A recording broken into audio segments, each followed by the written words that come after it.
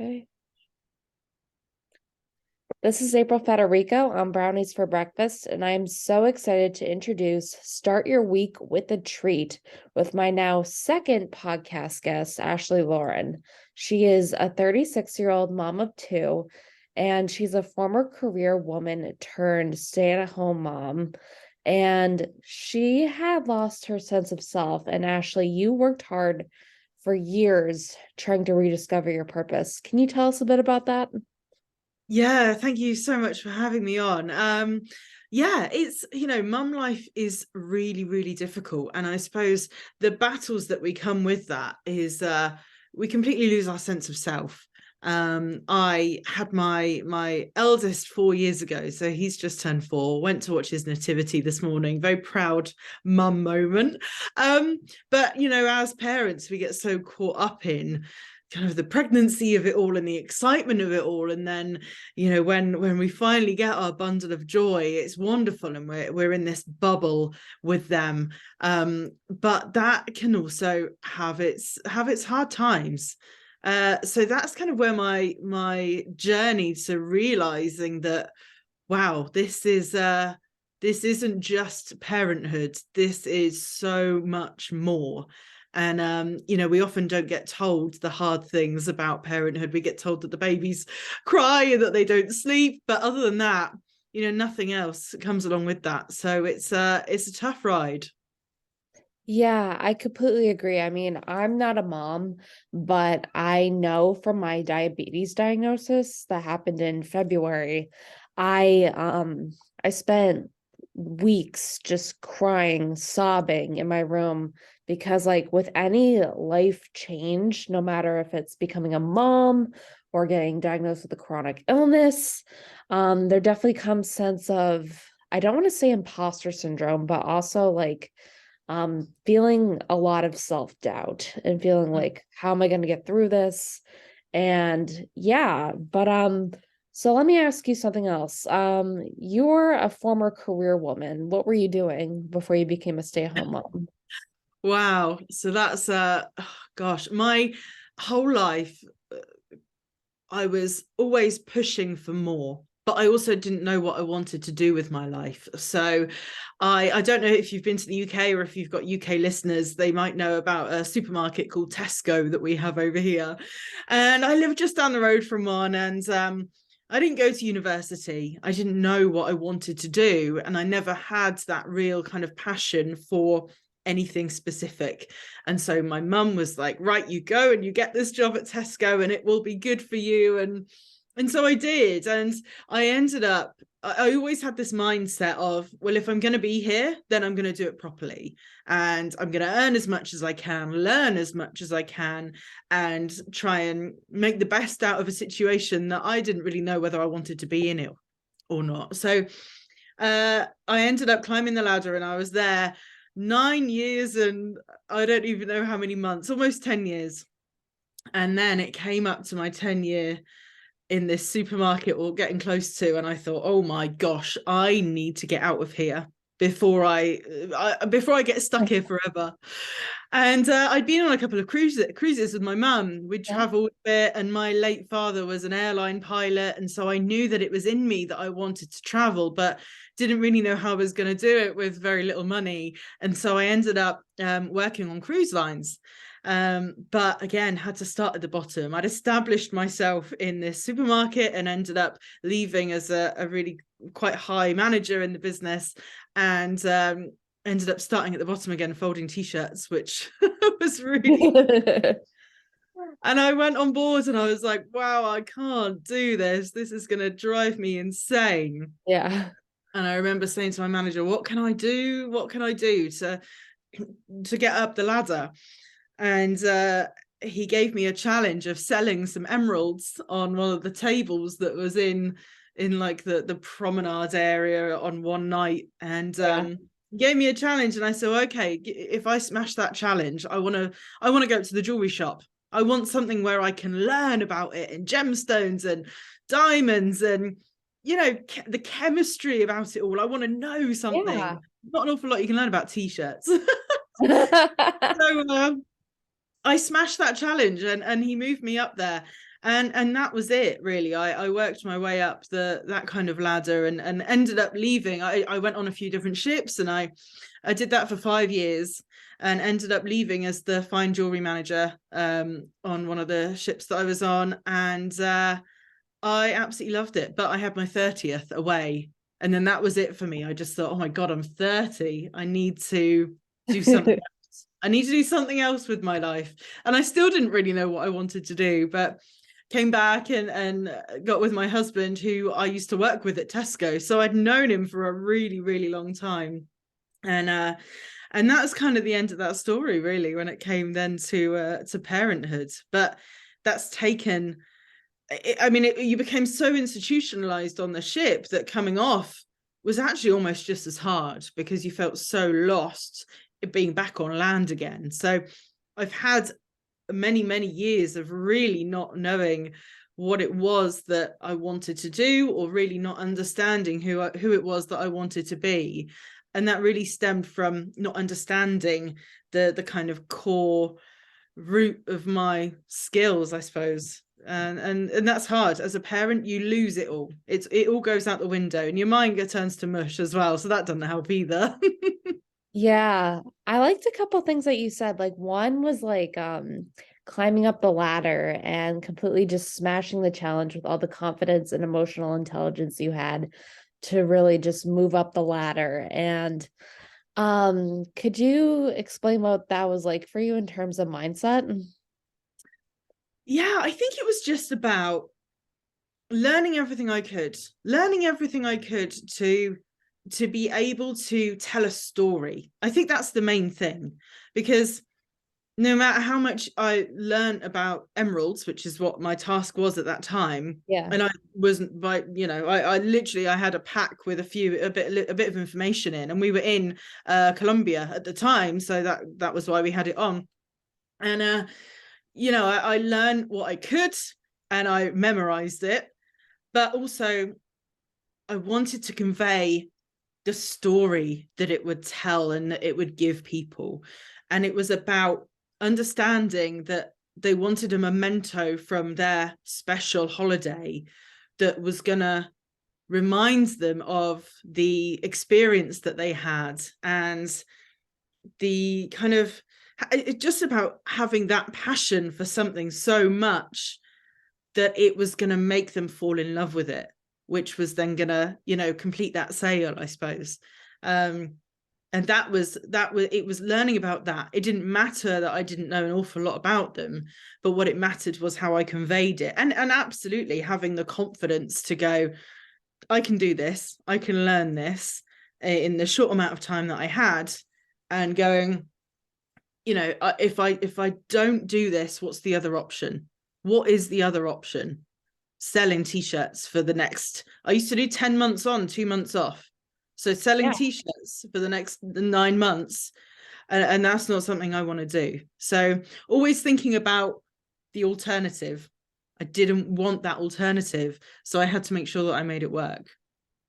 Yeah, that's amazing. I mean, like I know specifically like when I was first diagnosed with diabetes, I was like, you know what, do I want to be on insulin for the rest of my life? And I'm only 26.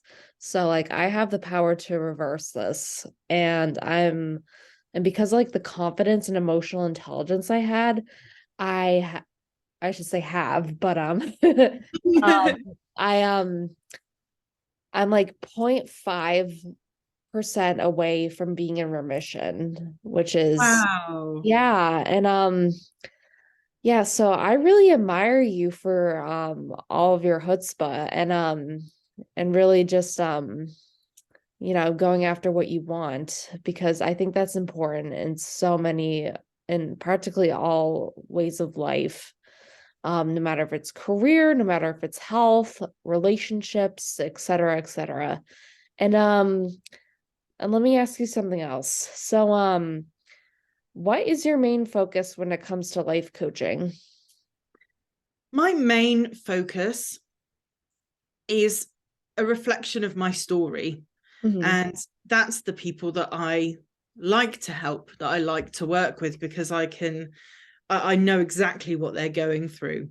So as a mum, when I felt completely unfulfilled and like I had no purpose in life other than to be this milking machine for these kids, um, that was really, what it boiled down to, trying to find my passion again, trying to re-find my hobbies and the things that I was interested in, but also trying to find the things that I was good at. Because now that I had a family, I thought, I could go back to that supermarket but I don't want to. Like, I want to have the flexibility and do what I want to do on my terms and live my life the way that I deserve to and the way that everyone deserves to.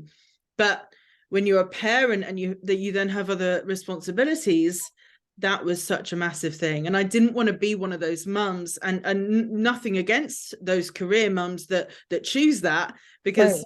sometimes we need that. Like, it's really hard to get away from it all, and having that job really helps get away from it and have adult conversations. So absolutely nothing against the women that want to do that. But for me, it was about having that flexibility and saying, actually, it's my kid's nativity, so I don't want to be asking permission to go and see that from someone else. So it's about helping people find their passion and fulfillment in life. And if they want that to be a flexible fulfillment, actually, what can we find that they can do to find their, I'm going to use the term ikigai. I don't know if you've ever heard of it before. It's I've never heard of that. no, it's a Japanese, I don't want to say theory, but it's a Japanese way of life. So Right. it's about finding your passion, finding your skill, finding what you're good at, but finding also something that you can be paid for, and giving value to the world, but also receiving what you deserve for it. And having those 4 areas of your life, what overlaps in the middle is your purpose, is the thing that you could be striving for, where your life you will find fulfillment in everything, because what you're doing is a part of who you are and a part of the core being that you come with, your spirit, your skills, what you can give value to the world with, but also what you can then live your life out doing, because you're then getting paid for as well. So yeah, that's my core thing. I can help people with other things as well, but for me, because that's the journey that I've taken, that's what I can help more people with. That is amazing. I applaud you for that so much. Yeah, it takes a lot of courage to really take your story and apply it to other people, and how they can practice basically your philosophy. Not just like the Japanese philosophy that you mentioned, but I mean, granted, it is helpful. And I've never heard of that. That's so interesting. How did you come about that Japanese philosophy? Oh, do you know what? I am one of those people that I love self-development. I Yeah. love learning something new every day. And so I make it my mission to pick up a book every day, listen to a podcast every day, do something that makes me 1% better tomorrow than I was today. And I've come across the term a few times, but I wanted to look more into it. So I'm reading a book at the minute, which is purely called Ikigai, and it's all, I'm sure I'm saying that right, but maybe I'm not. I don't know that I've heard many people talk about it before, but yes, it's when I'm in that kind of self-development world of, right, I need to learn something new every day, Yeah. and then you come across these things quite often, I suppose. And I think the reason that I wanted to then be able to help other people with it is because I know that as mums, we don't often have time to do that, to do self-development. It takes time out of our schedule. And so, by me absorbing that over the years and trying to do what I can to find that sweet spot, it means that other people don't have to dig as deep, because I've got the tools there that I can help to help others with. That's amazing. Yeah, like I remember in my own personal diagnosis, I was devouring like pieces of literature one at a time via Audible, like the Wellness Project, high no, Fiber Fueled, and also I think it was God, what's it called? The Glucose Revolution. That's a big one. Um and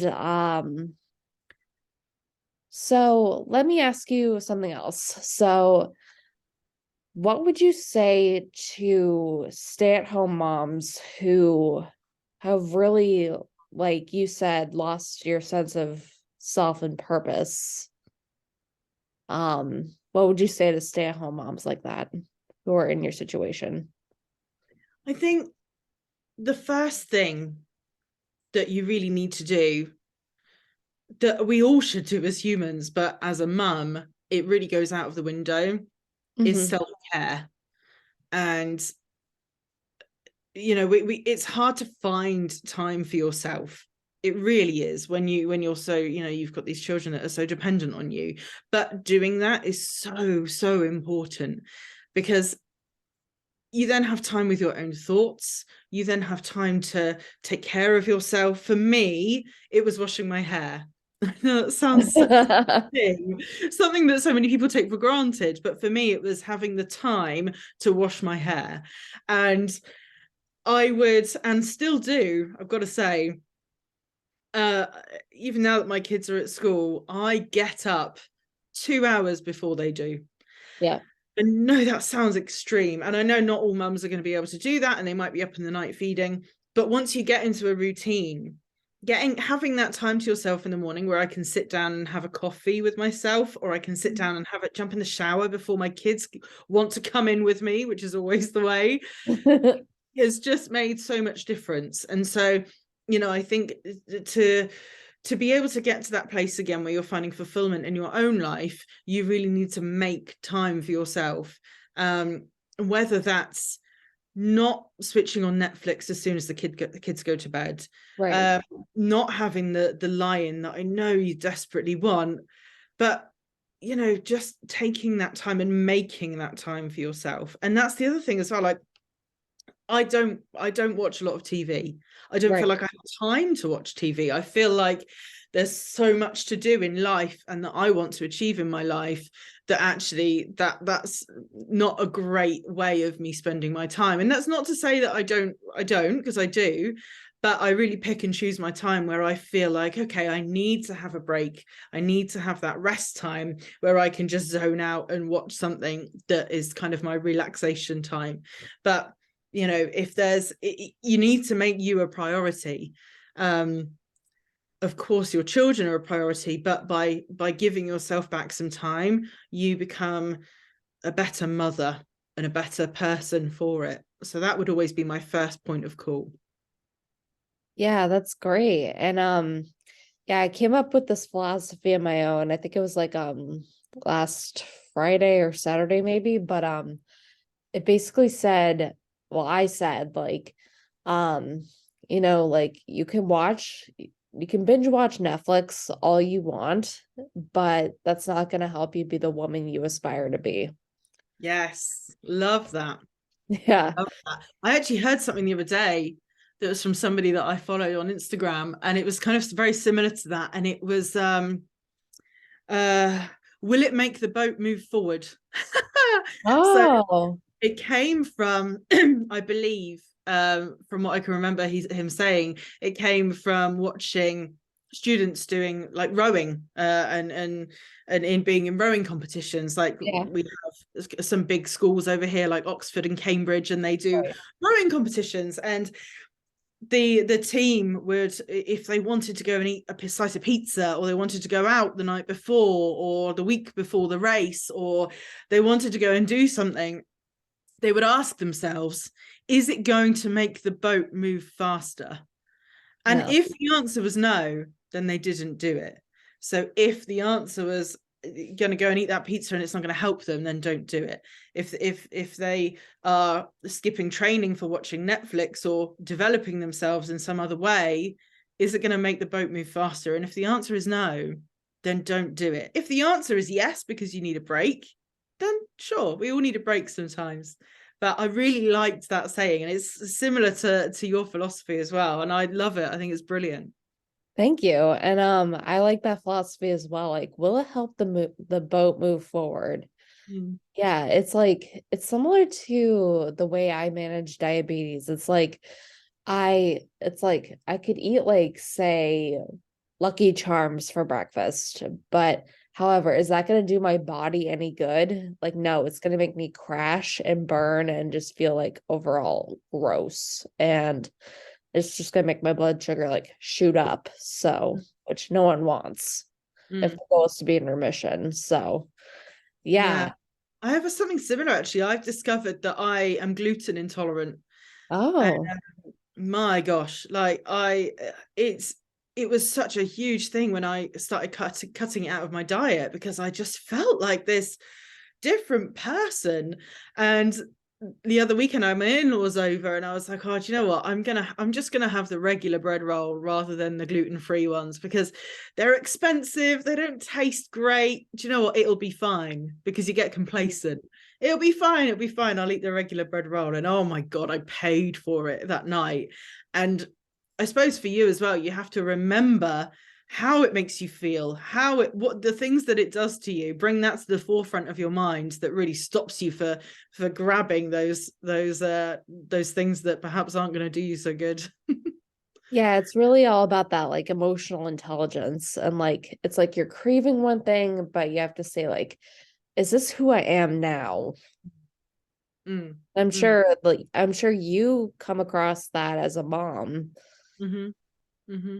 Yeah, Yeah, I think that the not only is this who I am now, but also is this who I want to be, you know. right. And like in your instance, you want to get out of this situation, you don't want to be taking insulin for the rest of your life. You don't, if you can fix the problem, and if you can help get yourself out of it, then you do. And the same thing for me, and for the people that I coach as well. Like, who do you want to become? And if the person that you want to become wouldn't do the thing that you're doing, then you need to stop yourself from doing it. Exactly. Yeah. Yeah. Yeah. So are there any final thoughts you want to share or No, not really. I think a lot of it comes from really reframing every situation that you're in, as yeah. you have to every day. You have to take the diagnosis that you've been given, reframe it, and move forward rather than let it weigh you down. And you don't beat yourself up about it. You don't let it make you sad. You let it drive you forward into becoming a healthier, better person. And that's something that I love. I love finding the challenges that we come across in life, Mhm.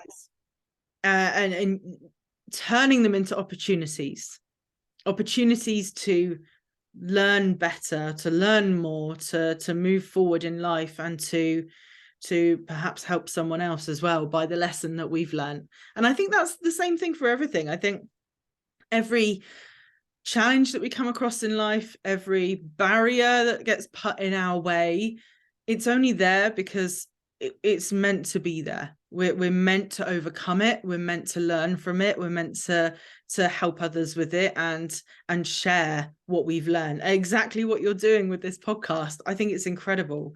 You've reframed what you're doing. You're moving past it, and you're helping others to see more as well. And that's fantastic. And the more people that can do that, the more of us that can help others to reframe situations that they're in, the better. So it's a brilliant thing that you're doing. Thank you. And it's a really brilliant thing that you're doing as well for other women. And yeah, so how can people find you on social media or Yeah, absolutely. Yeah. So I'm mostly on Instagram. I do love Instagram. And I'm uh, at Ashley Loren Loves. So that's ASHLEYLOREN Loves. My name is spelt not so different in the States, but here in the UK, my name is a bit weird. So I get many different variations of Ashley and Lauren. So that's that there. And I currently have some spaces for coaching clients as well. They're filling up, but it's nice to have that space to still help people. And I also have an ebook launching soon as well. So, if anyone's interested, then follow me on Instagram and keep an eye out for that launching soon. That's amazing. I didn't even know you were coming out with an ebook. Oh my Yeah. gosh, congratulations. It is exciting. I think, when we have a goal in our minds, we have to find all of the ways that we can just up level ourselves and push ourselves forward. And I mean, that could be something that you could do as well. It Yeah. gets it out there in another format. It gets different people's eyes on it, and it makes you step into yourself more. It makes you step into the person that you want to be. And yeah, I thought, that's a good stepping stone. So why not do it? Yeah, I've actually been spoiler alert for my listeners. I am working on a book based on my Cicero method, and which stands for confidence and intelligence create emotional resilience to optimize. And yeah, so that's kind of little something I'm working on right now. It'll probably be out like after the new year, but um yeah. So thank you guys so much for listening, and thank you so much, Ashley, for being on. Thank you And so much for having me. yeah, thank you. And I'll see you guys next week. Bye.